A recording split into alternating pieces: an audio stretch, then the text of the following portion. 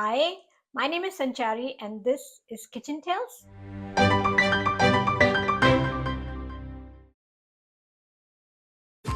I am going to be baking some brownies today using chestnut flour, which makes it gluten-free. I do need to use some butter and I do need to use some sugar, but I'm hoping that by using natural sugars like jaggery, the GI index is lessened a little bit. Let's get into the ingredients. I have turned on my oven at 175 degrees Celsius and it is on top and bottom heat, and I've also lined my baking tin on both sides so that it's easy to lift out the brownies when they're done. We are now going to start to use my mixer.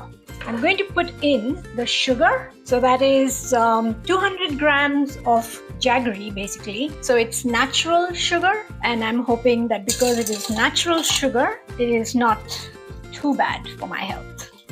But it's still sugar, I will admit, yes. And now for the eggs. So I've got 3 eggs. Put the eggs in, half a teaspoon of salt, and we're going to let this mix. In the meantime, I'm going to take the 250 grams of chocolate, take the butter, that is 85 grams of softened butter, put it in the same bowl. We're going to melt this in the microwave together. 30-second bursts and until it's nicely melted together. So be back. I'm also going to sift the flour. So that's my chestnut flour. Now with chestnut flour, apparently it's very important that you sift it because they have a tendency to clump. So don't skip this part if you're using chestnut flour. You could also use teff or buckwheat flour instead of chestnut. But I wanted to try and see what it's like. Never used chestnut flour before. So my first time with it. And this is the glutinous rice flour, or you could use tapioca starch or flour. That also needs to be sifted. So you're sifting it both together, putting it together in one bowl. I'm following a recipe in a book called The Alternate Baker, which uses a lot of these alternate grains. Hopefully this is something that's going to be the start of a beautiful journey together. We'll see. So my flour is ready to put into that later. This has now been mixing for about 3 minutes, and it's not going to get very light in color because the jaggery is dark. So I'm going to add about a teaspoon of vanilla. You can add a little bit more because we love vanilla. So I added maybe about 2 teaspoons of vanilla. I'm going to scrape down the sides a little. So mix this again. Just on a slightly higher speed. Alright, my chocolate is melted. I'm going to add that in.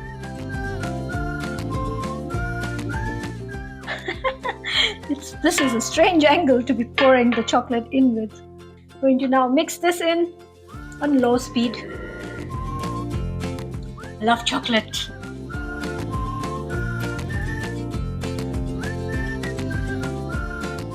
I'm now going to add my flour mix.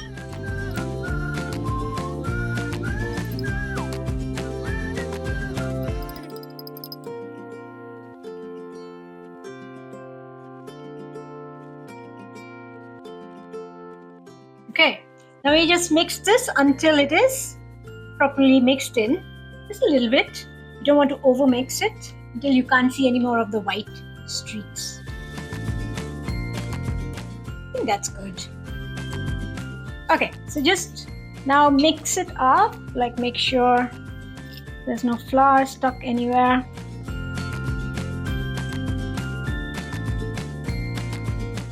I'm now going to add my 75 grams of sour cherries. Now because this chocolate is so dark, so that's why I wanted something to maybe offset the dark chocolate flavor. These cherries are really tart, so mix them in. Let's put this in to my tin that I have ready.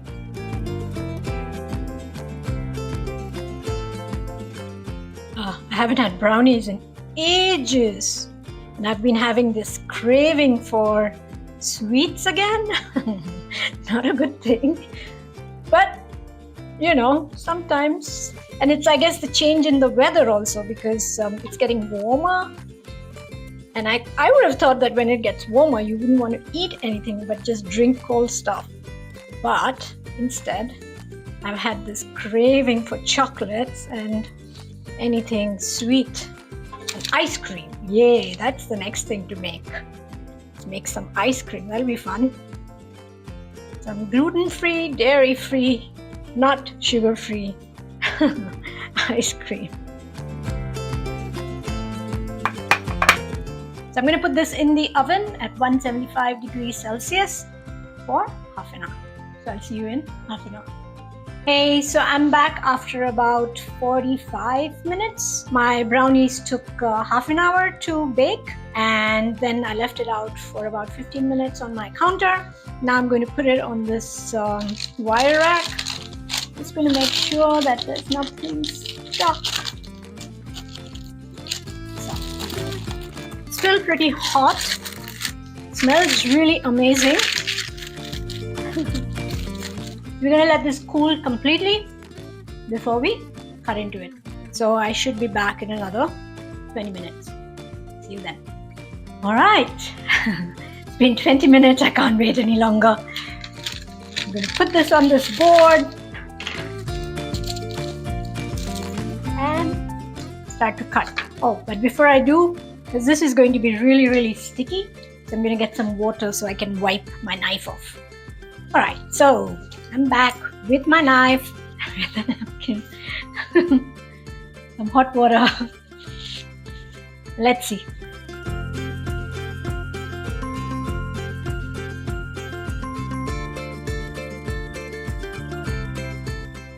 Let me see if I can taste a smaller piece.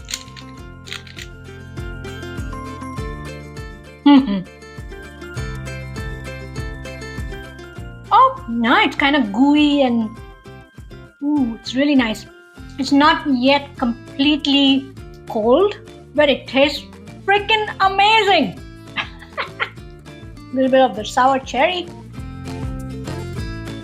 And that dark chocolate. Oh, it's really good. Really, really good. And pretty easy to make. I can't stop eating it. So, Chris has decided to taste test for me, and let's hear it. I shall sacrifice myself once more. Oh, it's nice. It's gluten-free. It's very moist, huh? Got some sour cherries in it. Awesome flavor. Cool. Very good. Good. Awesome. Chris approved. Chris approved. I shall finish this now. Don't finish both of them. Leave one for me. Okay. But it's enough. So you guys should definitely try it, and I'm sure you'll enjoy it. And it wasn't that difficult to make. Also, if you want to make it dairy-free, I use butter, but instead of butter, you could use vegan butter, or you could maybe use coconut oil. I thought of this later. So mine is with dairy, but next time I'll swap it over. But you guys can have it dairy and gluten-free, but unfortunately not completely sugar-free, but more with natural sugars. Thanks for watching. Until next time. Bye-bye.